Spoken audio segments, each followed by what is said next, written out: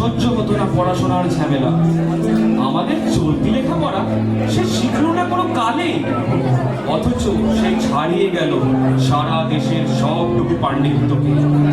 কেমন করে সে প্রশ্ন আমাকে করো না। বড় মানুষের মধ্যে গরিবের মতো মানুষ, তাই বড় হয়ে সে বড় মানুষ না হয়ে মানুষ হিসেবে হলো অনেক বড়। কেমন করে সে প্রশ্ন আমাকে করো না।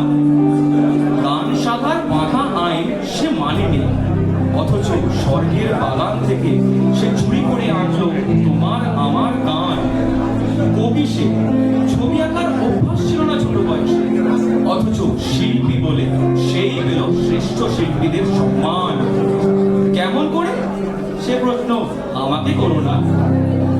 মানুষ হলো না বলে চেয়েছিল তার দিদির আক্ষেপের বিষয়। অনেক দিন অনেক বিদ্রোহ তাকে করেছে আহত। সেই একদিন চমক লাগিয়ে পড়লো দিগ্বিজয়। কেউ তাকে বলল বিশ্বকবি, কেউ বা কবিগুরু। উত্তর দক্ষিণ পূর্ব পশ্চিম চার দিক তাকে করলো প্রণাম। তাই পৃথিবী আজও অবাক হয়ে তাকিয়ে বলছে কেমন করে সে প্রশ্ন আমাকে করো না। এ প্রশ্নের জবাব তোমাদের মতো আমিও খুঁজি। নমস্কার।